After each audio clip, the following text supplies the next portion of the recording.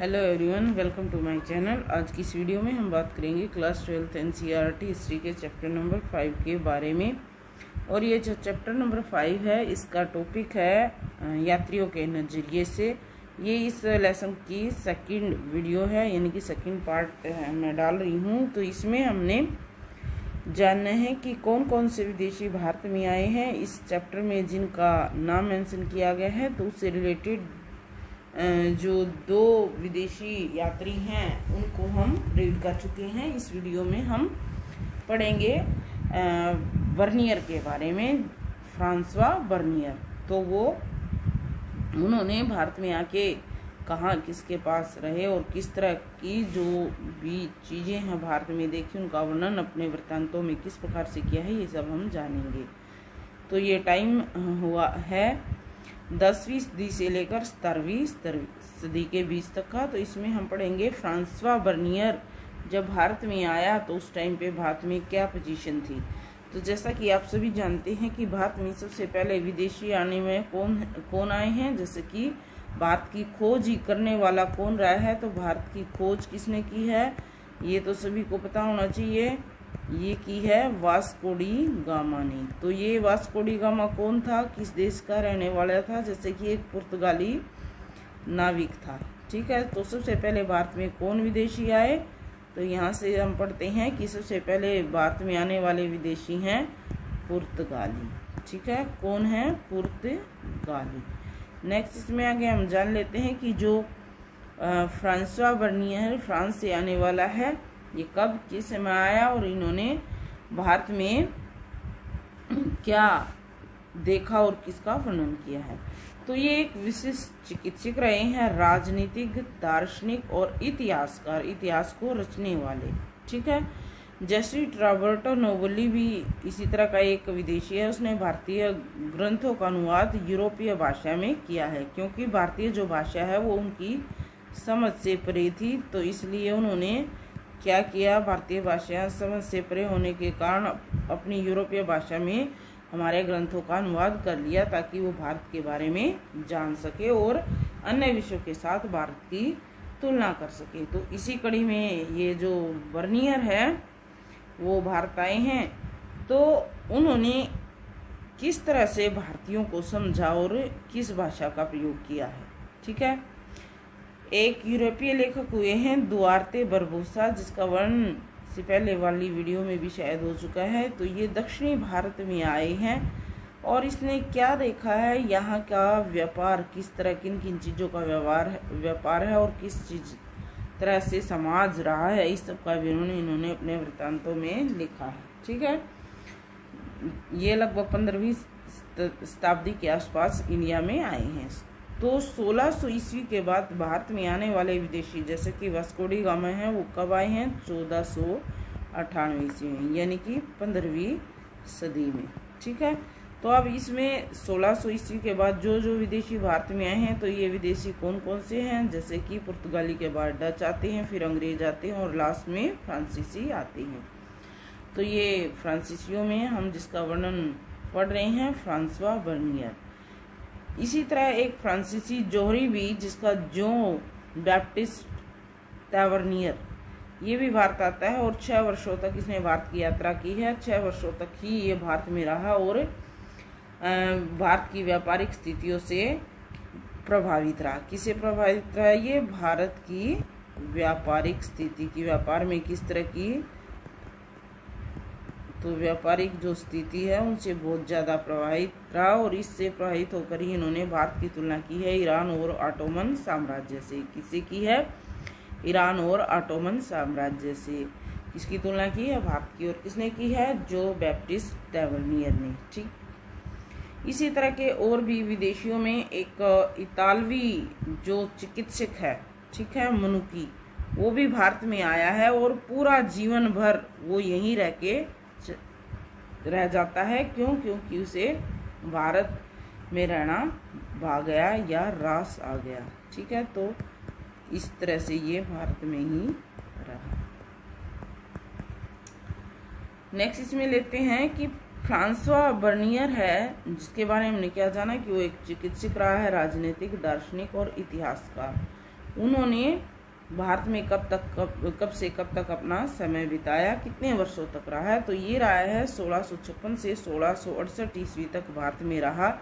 और किस अवसर की? जैसे कि सभी अवसरों की तलाश में आते हैं, तो ये इनका अवसर था मुगल शासन में जगह पाना।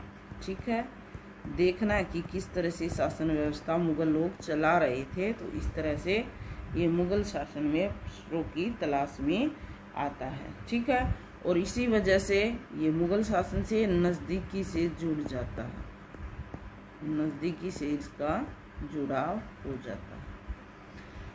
मुगल बादशाह जो शाहजहां का पुत्र दारा शिकोह है, उसके चिकित्सक के रूप में ये मुगल दरबार में हाजिर होते हैं। और बाद में एक आर्मीनियाई आमिर है दानिशमंद, उसके साथ उनके बुद्धिजीवी और वैज्ञानिक के रूप में ये कार्य करते हैं।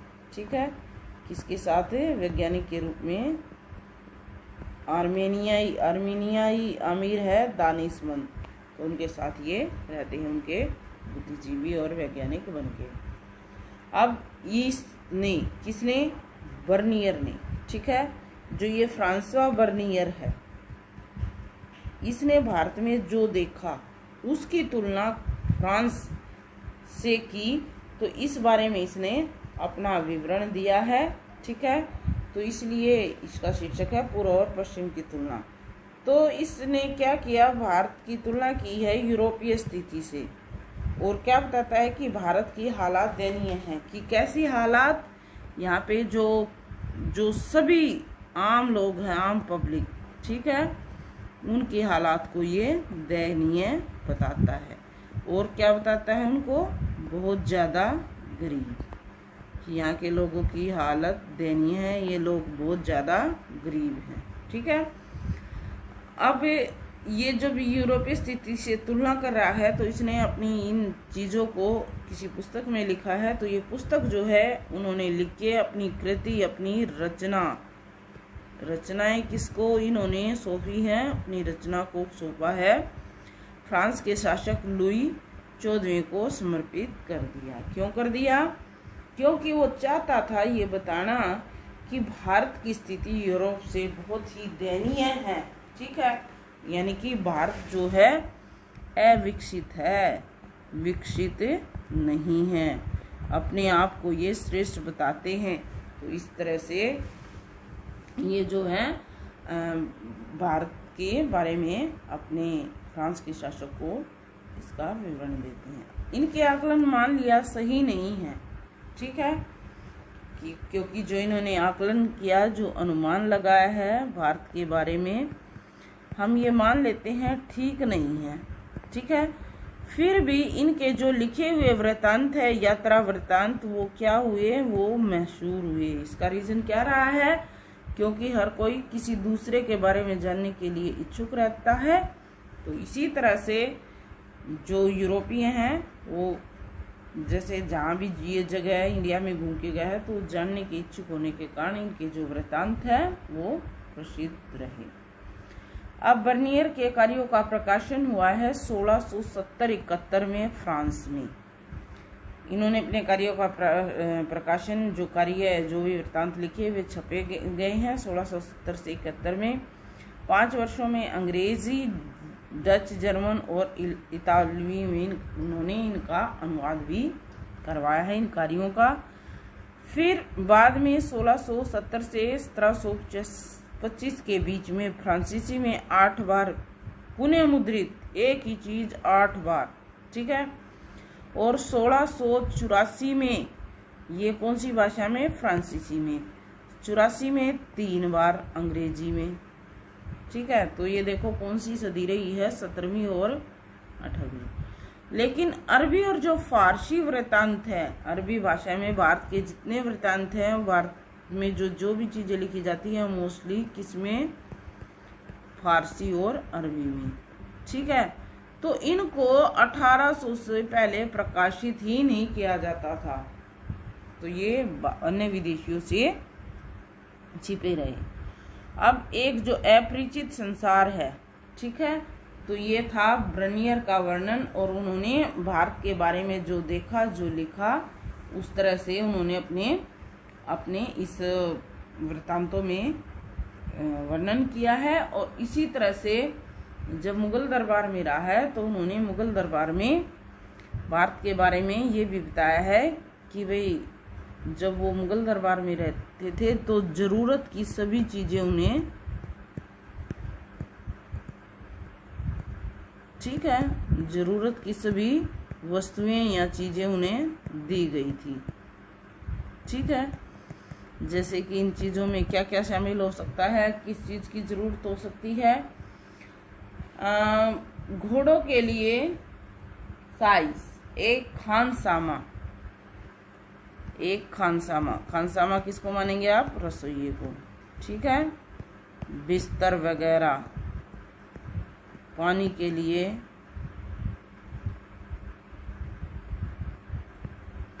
लिए भी उचित व्यवस्था।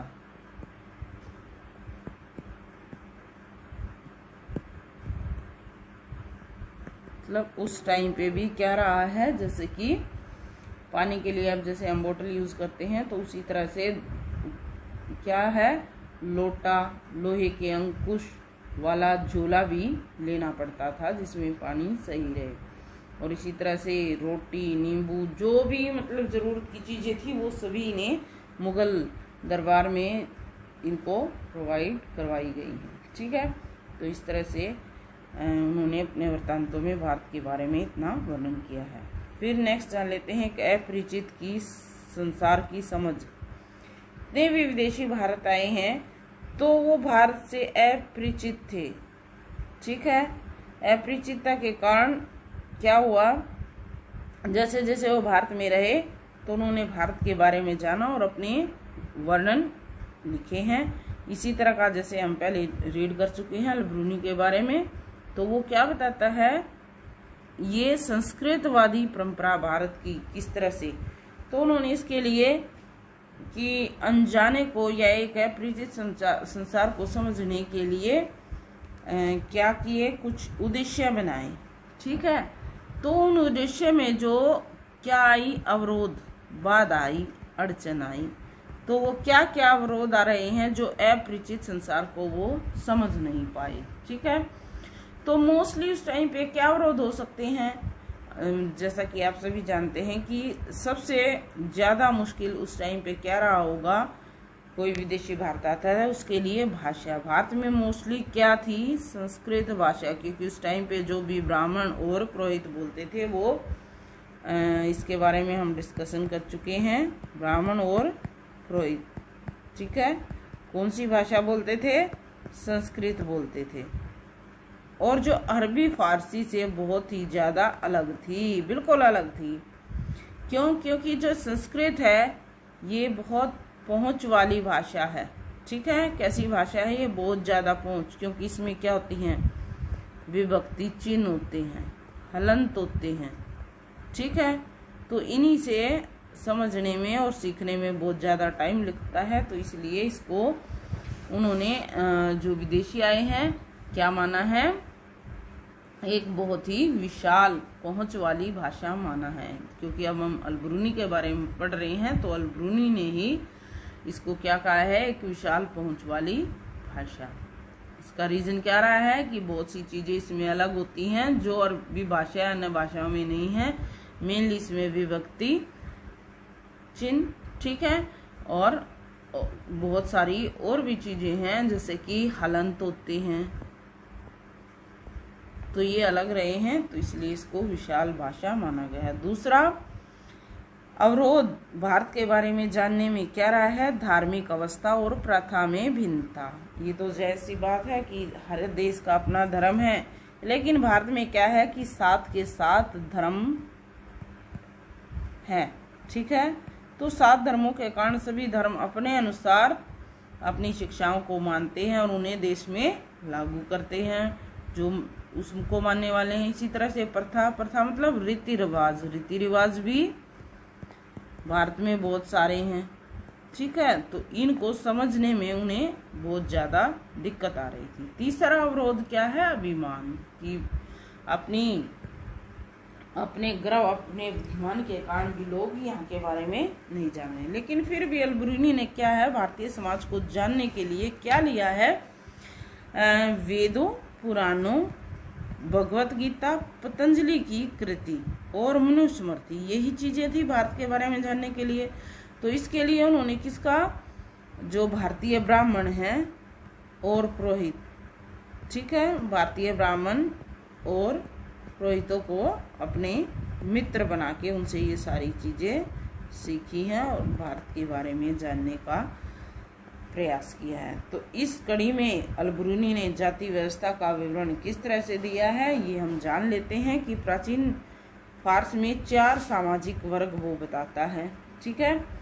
तो कौन कौन से, जैसे कि घुड़सवार और शासक वर्ग, भिक्षु, पुरोहित, चिकित्सक, खगोल शास्त्री और वैज्ञानिक, और 4th में है कृषक और शिल्पकार। ये है फारस का वर्णन। अब भारत के बारे में क्या कहेगा वो, ये भी हम जानेंगे। लेकिन उन्होंने क्या किया, अपवित्रता को अस्वीकार करता है और पवित्रता के लिए प्रयास, और सूर्य और नमक का उदाहरण देता है, ठीक है। सूर्य और नमक का उदाहरण क्या है कि भाई सूर्य जो है जल के खुद जल कर क्या करता है, हवा को साफ करता है, ठीक है। इसी तरह से नमक जो है समुद्र में क्या होता है, समुद्र के पानी को गंदा होने से बचाता है। नमक क्या करता है, समुद्र के पानी को गंदा नहीं होने देता, ठीक है, यानी कि साफ रखता है उसे। अब वर्ण व्यवस्था, जैसे हमने जाना कि फारस में 4 तरह के सामाजिक वर्ग हैं, घुड़सवार और शासक वर्ग, भिक्षु, पुरोहित और चिकित्सक, खगोल शास्त्री और वैज्ञानिक, कृषक और शिल्पकार। इसी तरह से भारत में क्या थी, वर्ण व्यवस्था, जाति व्यवस्था के बारे में था। तो वर्ण व्यवस्था भारत में आप सभी जानते हैं, इस बारे में हम जो महाभारत से रिलेटेड लेसन था वहाँ भी कर चुके हैं इसका वर्णन। फिर भी क्या है कि भारत में वर्ण व्यवस्था 4 भागों में बटी हुई है। भारत में भी जैसे इसमें ब्राह्मण था, ब्राह्मण वो कहाँ से पैदा हुआ है, ब्राह्मण ब्रह्मा के मुख से या सिर से, ठीक है। और क्षत्रिय छाती से, और वैश्य पेट से, ठीक है। और चौथा जो वर्ण रह जाता है शूद्र, उसको कहाँ से पैदा हुआ माना गया है, पैरों से। तो इसी अनुसार इनके काम हैं। जैसे ब्रह्मा के मुख से ब्राह्मण निकला हुआ है, उसका क्या था, लोगों को ज्ञान देना, यानी कि लोगों को शिक्षा देना, ठीक है। और क्षत्रिय का काम क्या रहा है, क्षत्रिय का काम रहा है रक्षा करना। और वैश्य का व्यापार का काम, क्या काम रहा है, व्यापार। और जो शूद्र है उसका काम क्या रहा है, ऊपर वाले तीनों वर्गों की सेवा करना। लेकिन जो ब्राह्मणों का दृष्टिकोण है उसने जाति व्यवस्था के लिए नियमों का भी प्रतिपादन किया है कि नियमों को में उनको बांध दिया है। इसी तरह से अंत्यज नामक श्रेणी में, ठीक है, किसानों और जमीन, इनका काम, ये एक श्रेणी बनाई है समाज की। तो इसने क्या काम करना था, किसानों और जमींदारों के लिए सस्ता श्रम उपलब्ध कराए और इनको प्रताड़ना का शिकार, फिर भी आर्थिक तंत्र में इनको शामिल किया गया, क्योंकि अगर ये आर्थिक तंत्र में शामिल नहीं है तो कोई भी विकास नहीं हो पाएगा, ठीक है, क्योंकि सारा काम करने वाले यही तो थे, ठीक है। तो इस तरह से इनको आर्थिक तंत्र में शामिल किया गया है। अब जब इब्न बतूता भारत आया अल-बरूनी के बाद, तो उसने भारत में क्या देखा, तो उसने अनजाने को जानने की उत्कंठा को स्वीकार किया, ठीक है। मतलब उसे लालसा रही, उसे इच्छा रही कि जिस बारे में वो अनजान है, ज्ञात नहीं है, जिस बारे में उसको, तो उसको जानने की उसकी लालसा रही है। तो ये कहाँ 14वीं सदी में बतूता दिल्ली जाते हैं और वैश्विक संसार जो तंत्र है विश्व के बीच में संचार तंत्र का ये भी हिस्सा बन जाते हैं।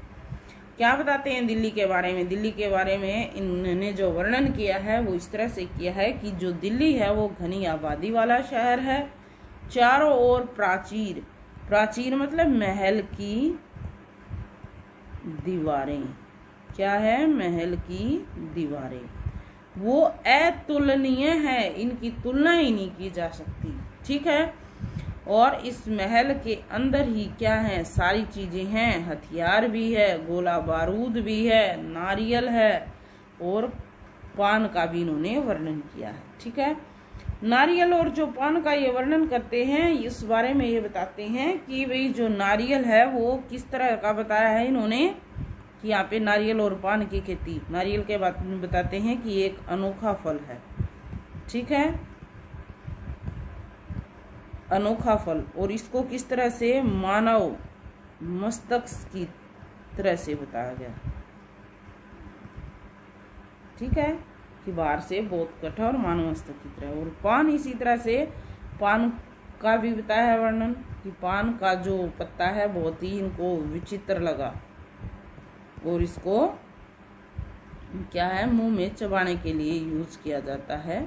इस तरह का वर्णन इन्होंने अपने वृत्तांत में किया है। फिर बाजार के बारे में इब्न बतूता ने जो लिखा है कि आर्थिक विनिमय का तो ये स्थान थी, ठीक है, इसके साथ साथ सामाजिक और आर्थिक गतिविधियों का केंद्र भी बाजार रहा है। क्यों सामाजिक और आर्थिक गतिविधियों का? कि लोग यहाँ पे आते जाते, वस्तुएं खरीदते और इसी तरह से सारी आर्थिक क्रियाएं यहीं पे होती थी। इब्न बतूता ने भारतीय कृषि के उत्पादनकारी होने का कारण यहाँ की मिट्टी बताया है, ठीक है। बाजार को क्या बताया है कि विनिमय का तो स्थान है ही, साथ में सामाजिक और आर्थिक गतिविधियों का केंद्र भी है। इसी तरह से भारतीय कृषि उत्पादनकारी क्यों है? क्योंकि यहाँ की मिट्टी ज्यादा उपजाऊ, क्योंकि वो गंगा यमुना दोआब से बनी, ठीक है, और दोआब मतलब दो पानी, यानी कि दोनों नदियों के संगम, ठीक है, जहाँ मिल रही हैं ये, तो वो अपने साथ उपजाऊ मिट्टी लाके छोड़ रही है, तो इसलिए यहाँ बहुत ज्यादा कृषि उत्पादनकारी है, ठीक है।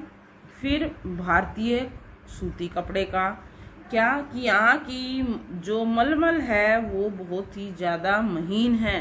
इसी तरह से रेशम अच्छा है, जरी भी, साटन की भी मांग ज्यादा है विदेशों में, ठीक है।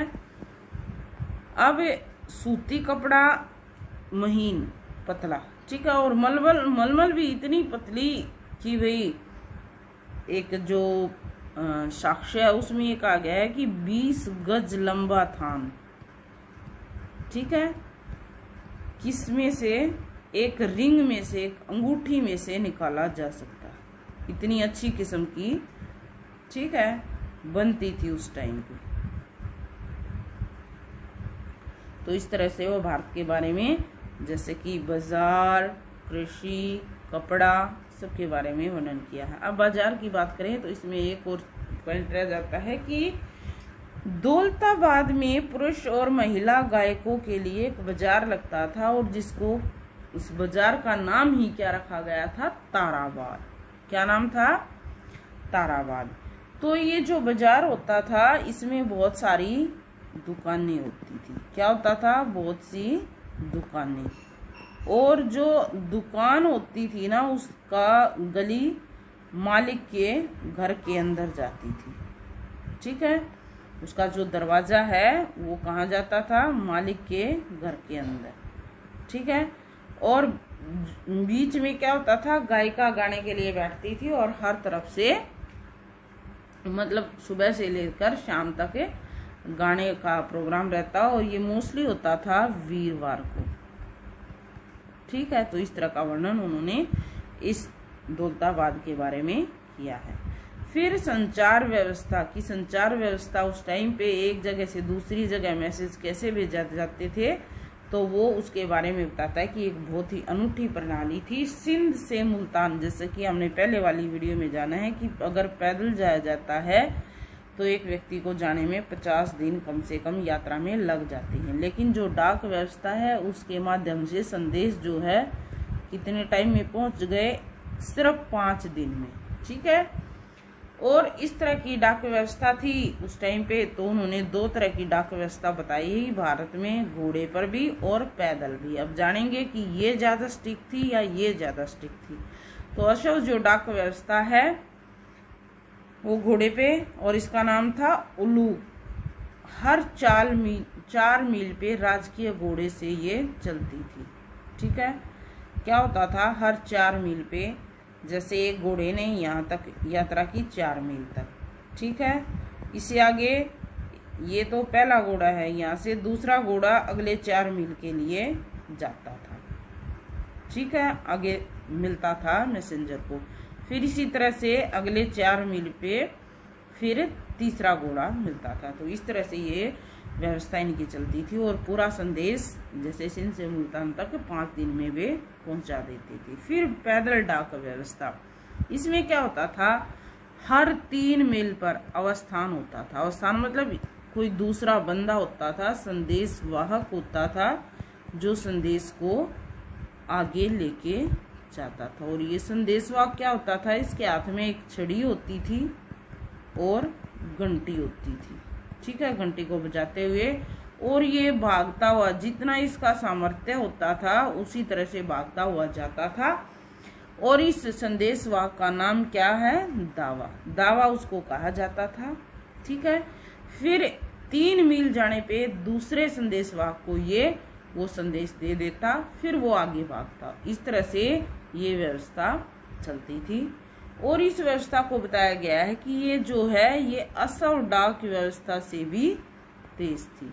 ठीक है, कैसी थी, इससे भी तेज थी, क्योंकि इसमें जो संदेश देने वाला है वो लगातार चलता ही रहता था। और इस व्यवस्था का प्रयोग किस लिए, टाइम पे खुरासान के जो फल होते थे उन फलों के परिवहन के लिए। ठीक है, कि फल खराब ना हो, जितना जल्दी उसकी पहुंच जाए एक स्थान से दूसरे स्थान पर। तो इस तरह से इस व्यवस्था का प्रयोग किया गया था। तो इस तरह से जो ये इब्न बतूता है इन्होंने भारत के बारे में वर्णन किया है कि डाक व्यवस्था कैसी थी, संचार की अनूठी प्रणाली बताई गई है इसको, बाजार कैसे थे, कपड़े की मांग, और जो उन्होंने यहाँ पे देखा जैसे कि नारियल और पान का स्टिक वर्णन किया है। तो ये सब इस वीडियो में इतना ही जानेंगे हम। जो रिमेनिंग टॉपिक इसके रह जाते हैं वो हम नेक्स्ट वीडियो में कवर करेंगे। So if like the video please comment.